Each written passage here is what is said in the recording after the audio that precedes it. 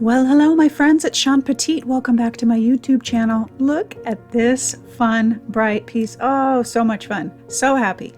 So I am doing everything different on this piece today, and there's a reason why, and I'm going to share that at the end of the video.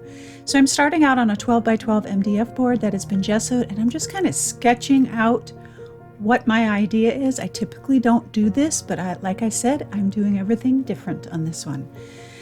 So I'm just kind of blocking out where I think I want things to go.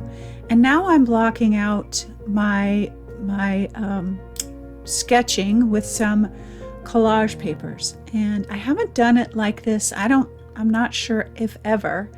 But I'm creating some leaves and some different aspects in the background with some papers and some wallpapers and some vintage botanicals.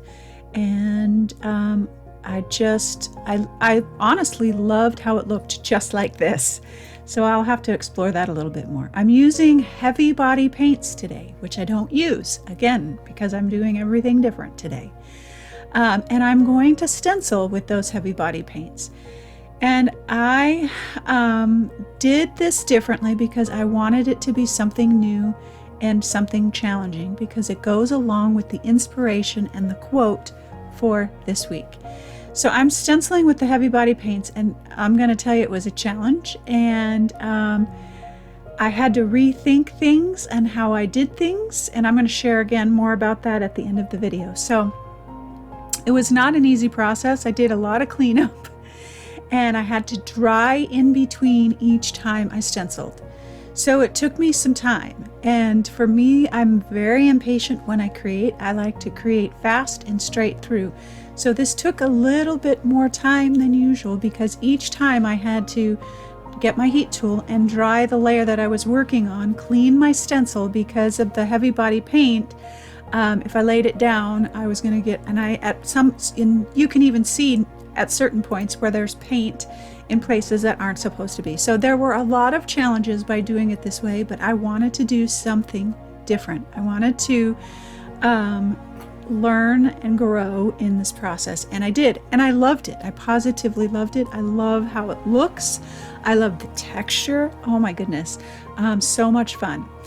With my heavy body paints, since I don't create with them a whole lot, my color selection is very limited. So I had to do a lot of color mixing today too, which I typically don't have to do. I will add white or brown, but to get a real good orange, I had to mix some, and it's not even the best orange that I would have chosen, but I stuck with it and just went with it. And my greens were kind of weird, so I had to do some mixing with some of the orange and different things like that. So it was definitely a challenge all the way through, but it turned out beautifully.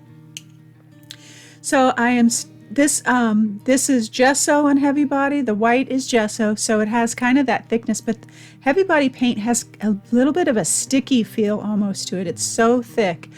So it takes a little bit more thought when you're creating with heavy body paint. But it just turned out so beautifully. Paint everywhere, paint on my hands, paint on the piece. It was fun. I just loved it. I learned so much in this process, and that's the whole point. All of the stencils will be on sale this week that I used. I think there's 7 or 8 of them. So they'll all be on sale this week, and all of the supplies and everything will be listed on the blog, and the link to the blog is down below in the YouTube description box. So I'm just in my reds. I had interesting red choices, and it just, yeah, it was fun.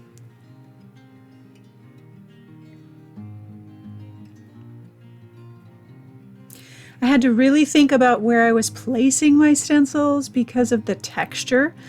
Going over the stencil, that like if I went over a stencil with what I was stenciling, I didn't get good contact because there was texture. So there was a lot of things that I had to think about that I don't typically think about.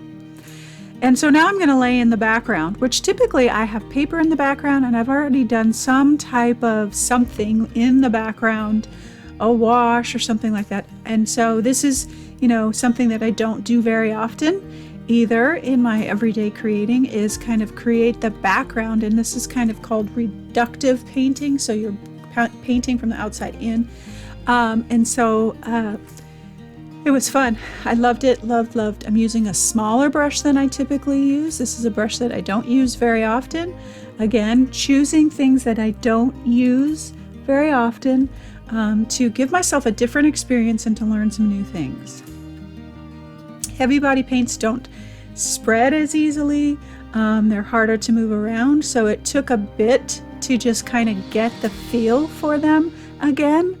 I have used them, and I will use them and water them down and that kind of thing, but I didn't do that. I used them pretty much straight as they are. Every now and again, I added a little bit of water, but I tried not to because I really wanted to stick to my guns and about trying new things and new techniques for this project.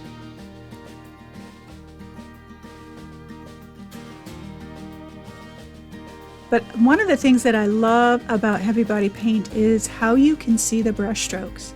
I love that painterly, very expressive feeling with heavy body paints. You can see almost every brush stroke, and there's texture within them because it's got so much weight. And so I am continuing to mix my way through here with the paints that I have, and it took a couple of layers to kind of get what I wanted, but that's such an important process as an artist, to mixing and doing it again and mixing it again and coming back over it and doing it again. It's just it's a wonderful process, and you can get lost in it, and I love that. So I did add to this layer, I added a medium body paint by Lucas called Arctic, and it's kind of this ice blue, almost white, but has a little tiny bit of blue in it, with some of the gray that I had in my heavy body paints, and oh, so gorgeous. So here I'm really deciding where my light source is coming from, where the light side and the dark side is going to be on my painting, and really establishing that and mixing, and then coming back in around the flowers and defining all the leaves and everything with the background, and working to continue to blend all of those colors together, creating the light and the darks.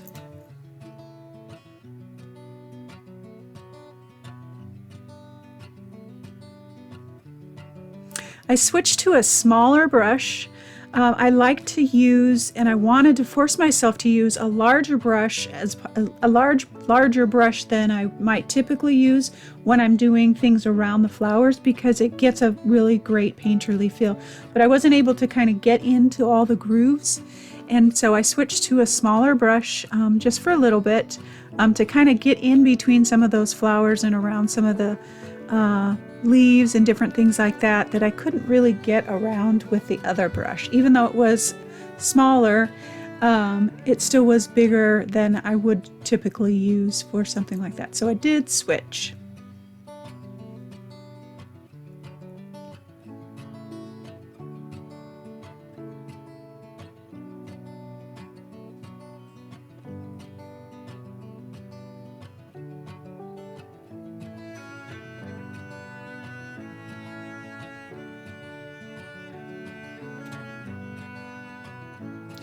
And you can see here, there's several layers on here, back and forth, to try and get the right feeling. And that's kind of what you have to do, especially if you're working with a medium that you're not 100% familiar with. But I just went back and forth until I got the look that I wanted. I introduced some Van Dyke Brown into the background, and I loved the warmth of it next to the kind of cool of the gray and the sky blue. I thought it was a great contrast. So now I'm bringing in my soft pastels, and I love my soft pastels. These are not something new, but they were new on top of all this texture, and the heavy body paints that I use have a bit of a gloss, and so they did not work like they typically do say on a matte surface or paper or anything. So that was a challenge as well. And then I decided that I wanted to just really step out of the box and do some scratchy, really kind of free, expressive leaves and different things like that to really kind of take this to the next level as far as stepping outside my comfort zone and doing something different. So I'm freehanding a lot of the things and really trying to make it look scratchy and playful and almost childlike. So that's why I've added some of the leaves and different things with my soft pastels. These are Soho soft pastels, and again, the supplies will be listed on the blog. Using the soft pastels to add a lot of my shading and highlighting and different things like that. It's just such an easy way to get additional color or fun onto a piece without any risk at all, because they wipe right off. When you do use soft pastels, you have to fix them, especially as much as that I'm using here. I used the Krylon fixative because it's the strongest as opposed to, say, a Spectra Fix. So I used Krylon fixative to fix my pastels so that if I put any additional layers on, they wouldn't move, and then I could seal it.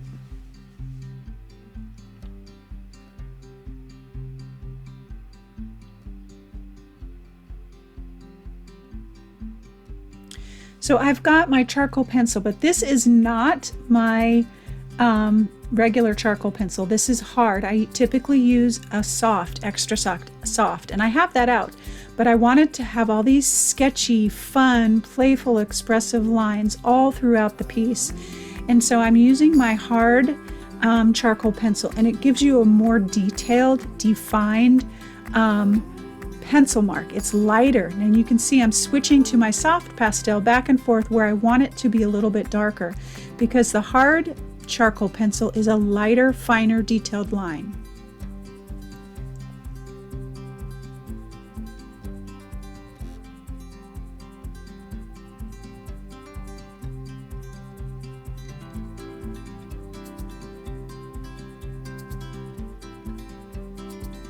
You'll notice too how I'm holding my pencils. I'm holding them far back on the end of my pencil, not like I'm writing with them.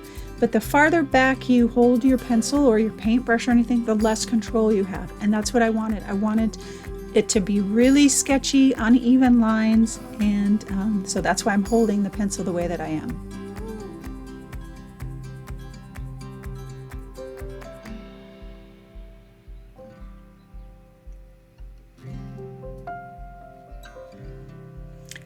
I hope you stick around for the conversation at the end. It's a really good one.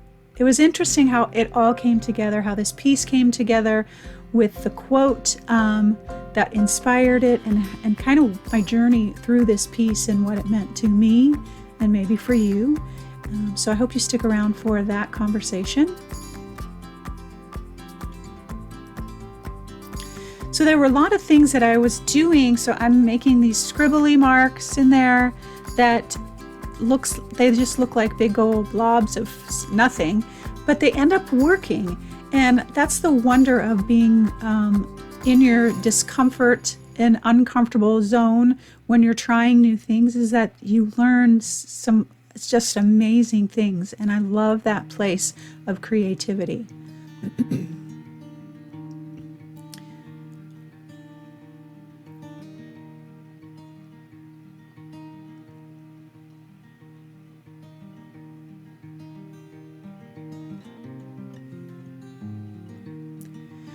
So that flower it looked great, but it needed something. So I just dipped my finger into my gesso and some of that heavy body quinacridone magenta and just added a few swishes, and that was it. So I had that scribbly weird flower up at the top there, and it just was weird. It didn't look good. And so I decided to just cover it up with some brush strokes that look like flowers, and then added a little bit of gesso to that. It's in a teal color. It's so pretty. But put some gesso on my brush and added some little dots for flowers, and then some white into those little strands of flowers up at the top. And it works, and I love it. I positively love this piece. Can't wait to do more like this. It just was so much fun and so meaningful, the process, and the quote and how it all came together. I didn't end up putting a quote on here, but I'll explain that in the end of the video. I am going to finish this up and add my shading around the edge with a soft black pastel. And that is about it. Super easy, but really interesting to step outside my comfort zone and do some different things for this piece. It was so much fun. I learned so much. All right, my friends, thank you for being here. I hope you enjoyed the process. Subscribe, like, and all those wonderful things. See you next week. Well, hello, my friends. Happy Sunday to you. I'm so glad that you are here. Wow. I'm thrilled to death with how this turned out. I have so much to say about this. So I went over everything throughout the video. All the supplies are listed down below in the YouTube description box, or the link to the blog is down below, or you can head over to the blog to see that. All the stencils, and I used a lot of them, all the stencils that I used in today's video will be on sale this week. The other thing I want to say too is that coming this next week after you see this on Friday, I will have a new new workshop out called Journal Journey. And it's just about my process and how I journal and how I use my journals and how I feel like my journal is as important as my paintbrush. And it's a great workshop. It's simple and yet I think really, really valuable as far as getting started on a blank page. And if you've never art journaled before, how valuable it is to ourselves.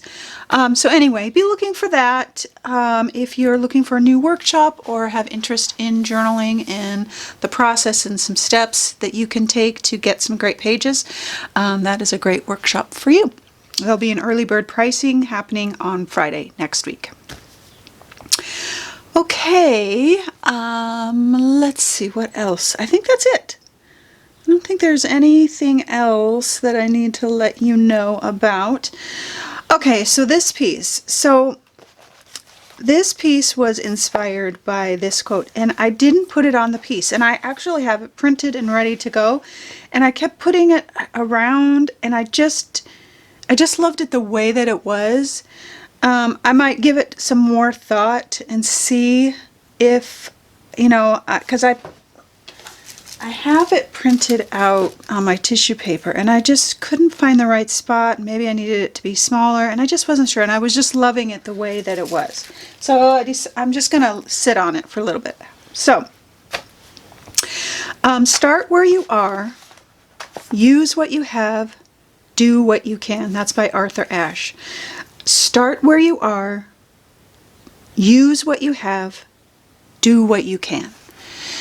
And I think we've all probably heard that quote, and I've heard it a lot. But this week, in particular, it just felt, it's one of those things, you know how you can read things over and over again, and at whatever point or wherever you are, it means something different each time. And so I read that and I was like, oh yeah. That's a good one for me right now. And as I started to think about that and percolated on it, on how I would express that in art, start where you are, do what you can. Start where you are, use what you have, do what you can. And I thought sometimes art for me can be relatively easy. And I needed to do something that was a little bit different in the fact that when you start something, whatever it is, whether it's creating art or journaling or learning a new subject or a new job or trying to work out, whatever you're starting, whatever you want to start, whatever that is, it is kind of ugly when you kind of messy. You kind of fumble around a bit. It's not second nature. It's, you second guess yourself. You think, is this right? Whenever you start anything that you're not familiar with, when you start. And so I wanted to do things different in this piece as if I was starting again. And so I decided, so typically I put papers down in the background. I did not do that. I just gessoed and would put the background in later, which I don't typically do. I decided to work with heavy body paints, which I don't work with very often. And they're their own special kind of thing. And stencil with the heavy body paints through and stencil through the stencil with the paints, which I don't think I've ever done. Plus I blocked out in the background. I put collage papers down first. I blocked out kind of my what I wanted to do, which I don't do. And so in this process of these things that I was doing that I don't typically do, I was making a mess. You saw, because the first stencil that I did, which I don't even remember which one it was now, but whichever one it was, I stenciled it. And typically, I'm stenciling just with regular paint, and then I can move on to, well, this is nice and thick, and it's got its pattern and all that thing. And I went to go do the next one, and I stuck my stencil in this one, and I realized, okay, I got to get this one dry. So I had to dry each one before I moved on to the next one. And for me, I'm very fast when I create. So I think it was the leaves, because I did the leaves first. And I had to actually really think about where everything was going as I was putting it together, because I knew I was going to stencil over the top of it, and each one was going to have this layer of texture. So there were a lot of new things that I was thinking about as I was putting this together, and it was like I was doing it backwards or in reverse almost. And so when I did that, I had to think about things that I hadn't done before, and it was kind of all over the place and a mess, and I'd paint everywhere, and some paint was dried out, and I had to, remix it, and I only have a few tubes of certain paints that, and so the colors that I had weren't the colors that I normally use, and so I had to kind of rethink that and remix it, and it was bumpy. It wasn't a smooth process of creating, and that's exactly what I wanted, because that quote says, start where you are. And it's never, when we start something, it's never smooth sailing. I remember when I tried to ski, and I went home very, very sore that night, let me tell you. There's just so many things that when we start, it's just hard. And so the quote says, start where you are, use what you have. So I was trying to use what I had, or things that I hadn't used in a while, and then do what you can. And so I was doing what I could with an idea that I had in a different way to convey the quote. And as I did it, it was kind of a jumbled mess. And so I was doing my sketching, and some of my sketches were funky. Like there was a sketch here that I don't know what it looked like, but one of the gals saw it in the office and was like, what is that? And I'm like, I don't know. I tried to kind of do these kind of scriggly things here for these little flowers, and they just look like kind of black blobs, but they look good. Like, I wouldn't have thought to do that, but I like them.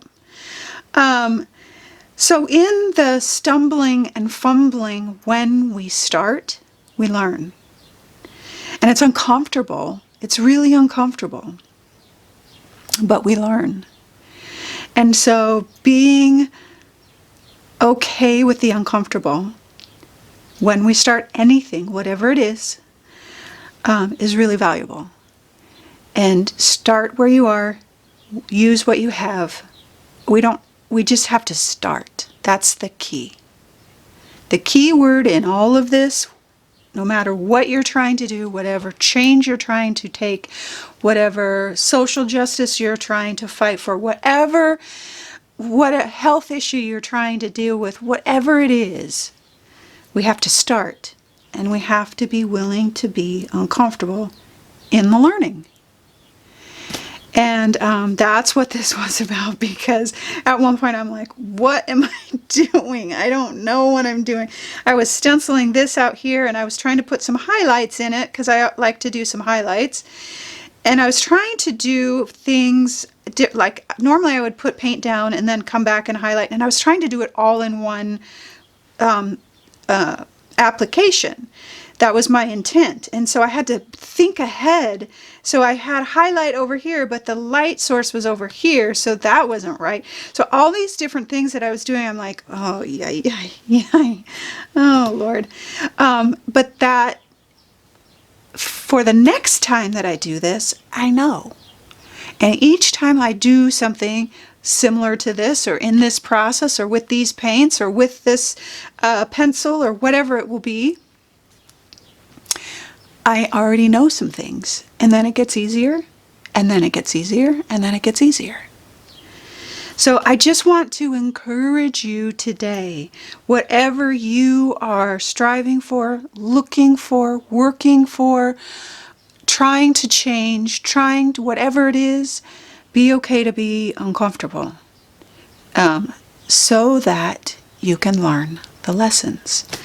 And that is not easy. It's just not easy. So my friends, I hope your Sunday is restful and peaceful. I say restful because nothing feels restful right now. But I hope that you can get some rest, and that you have a chance to enjoy yourself, and that you can take a look at that quote and see where you can start, whatever you need to start, and learn to be uncomfortable in the things that aren't coming easily right now. But as we start and we continue through them, they will. All right, loves, have a wonderful Sunday, and always, always know that you are loved.